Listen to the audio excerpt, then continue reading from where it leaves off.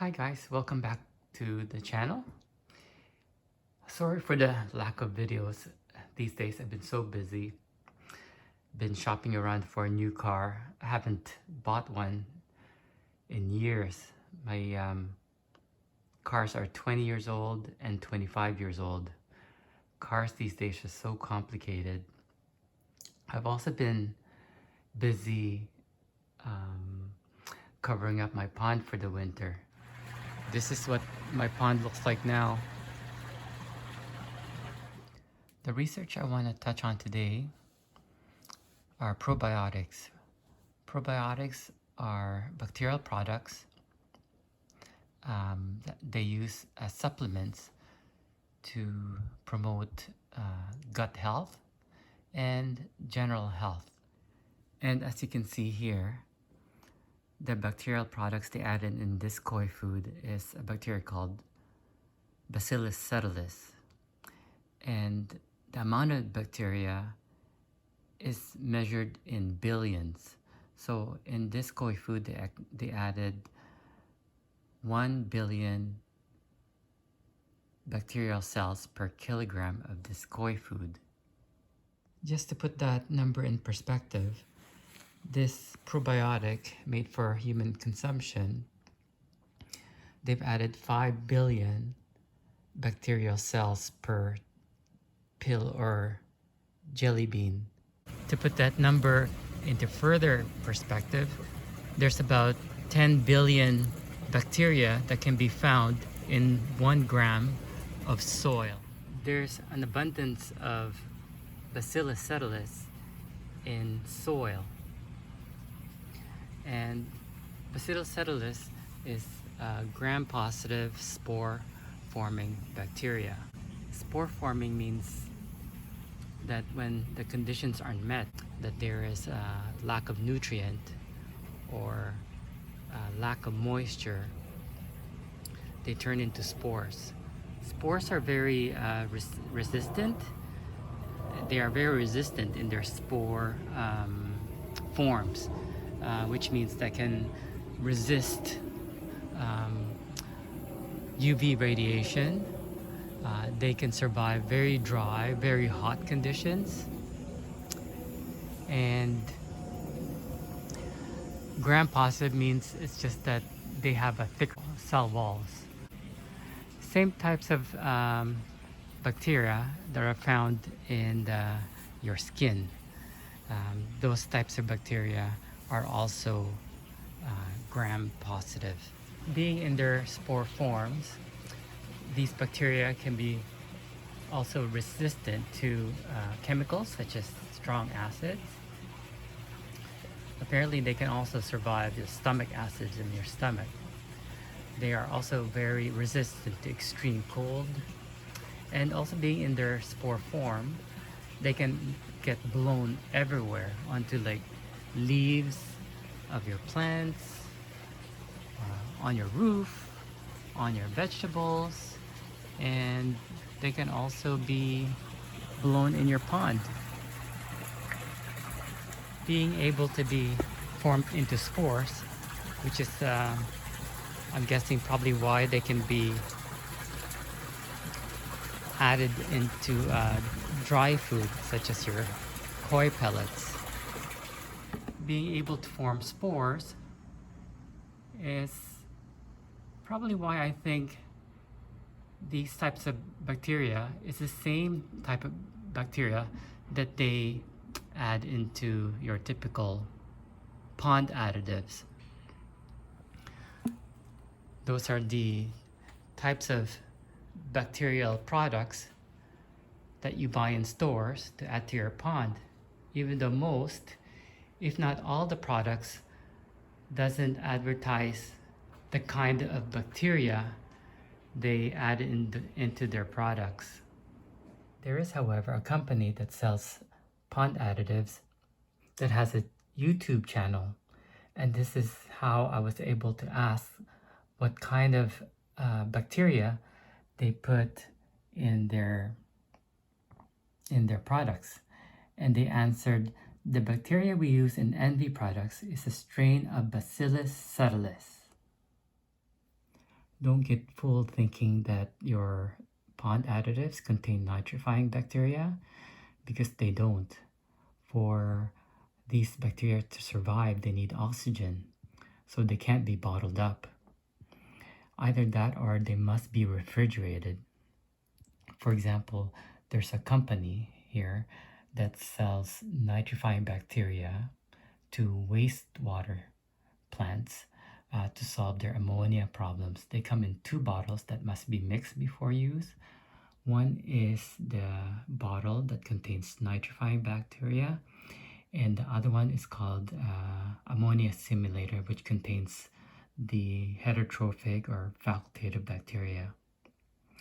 I think both of them needs to be mixed up for them to work properly. These bottles are very expensive. They come shipped refrigerated, and once they arrive, they must continue to be refrigerated, and these products are very expensive. For the 2-gallon case there, it's $528. Anyways, going back to our topic, there are numerous studies on the benefits of the use of probiotic in aquaculture. And here is a few of some of the papers, and they are found all over the internet.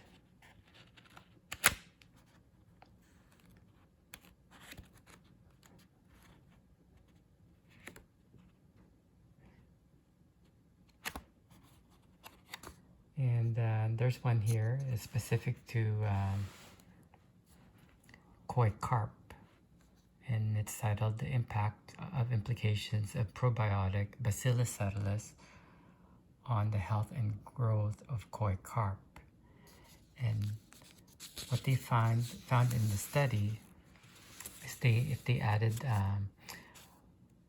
0.2 grams, I believe it's 0.2 grams of Bacillus subtilis in the koi diet, the fingerlings that they use here are healthier and have better growth than the control group. I'll post a link of this one in the description down below. In the discussion portion of this paper here, they basically explained that the reason for increased growth is because once ingested, these bacteria secrete enzymes that have lytic effects. That means they help digest and mineralize the organic food and fish waste inside their gut, and be able to convert them to CO2, therefore producing less waste and improve water quality. In terms of koi health, what they did is drew blood from both koi, the ones from the control group and the ones from the treated group, the ones that were fed Bacillus subtilis, and they separated the white cells and put the white cells in some sort of special petri dish, and they challenged the white cells with both pathogenic yeast and a pathogenic bacteria. And what they found was that in the control group, the bacterial group, the white cells were able to produce more antibodies, and were able to phagocytose the pathogens more than the white cells in the control group. That's what I understand anyways. But in the study, it was concluded that Bacillus subtilis in feed significantly increased the final body weight and weight gain percent, specific growth rate, and globulin, which are antibodies, in Cyprinus caprio, koi carp, while phagocytosis and bacterial activity were higher in the Cyprinus Carpio treated with Bacillus subtilis. Just a fun fact, Bacillus subtilis is a cousin of a pathogen called Bacillus anthracis, which is, I think it's called anthrax, which is known to survive as a powder form in envelopes. So here we are experimenting again, and I bought this at Costco. I think it was on sale for $22, and it's not for me, and you can guess what it's for. I've been meaning to do this. I don't use this for myself. I get enough probiotic, I think, from eating enough fruits and vegetables and being outdoors and inhaling all that probiotics. So we'll try it for the koi. So I have this gummy here, and like I said, it contains 5 billion bacillus.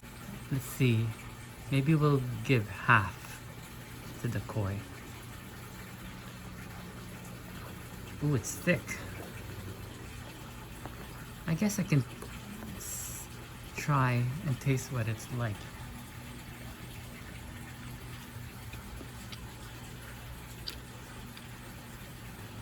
It's chewy and it's tough, but it's sweet. And it's a nice flavor. Cherry. I think they'll like this. And see how they like it. Maybe it'll reduce my nitrates. Maybe it will improve their growth and keep them healthy. I've certainly had good luck with that sake hikari food I've been using.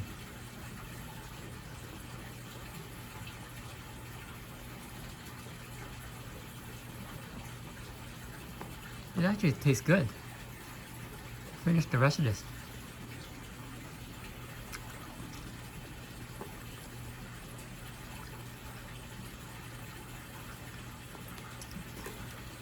I don't like the sugar though.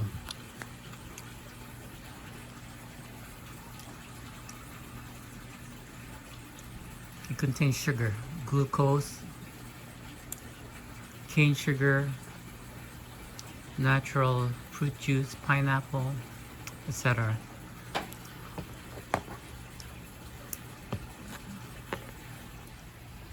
So we'll feed this to the koi. It's either they ingest it or they spit it out and they end up in the water, but that's okay. It'll probably dissolve and help the water quality. We'll see. Hey kids, look what I have for you. Gummy bears. Oh, that one liked it. Ow. Throw it over there.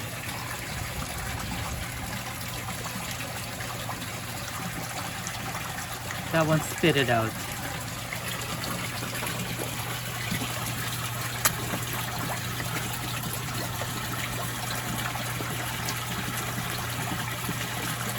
That one ate it.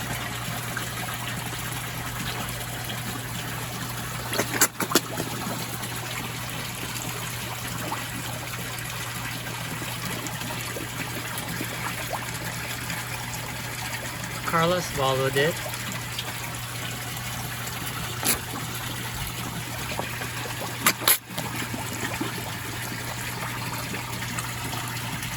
Delphine ate it.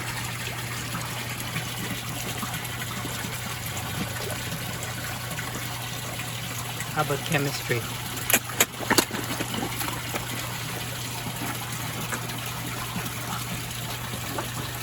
Chemistry ate it. Kobe? Oh, I mean Oreo? Swallowed it. Air chemistry. Yeah, she likes it.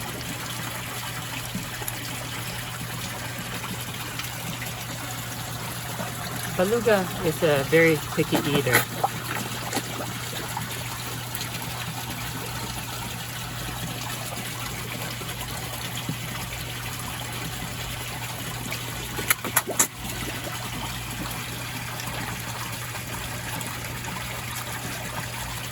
But eventually, she follows the rest and starts eating it too.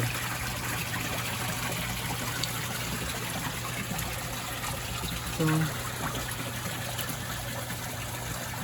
I think that went good.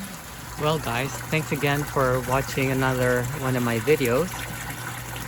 These research videos aren't the easiest for me to do,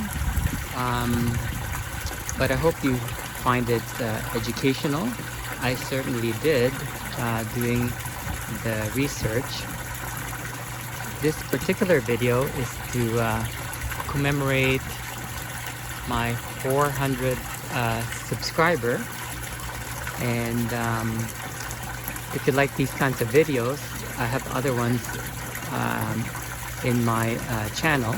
They are numbered according to the numbers of subscribers I've had in the past. Anyways, until next time, take care everybody. Bye bye.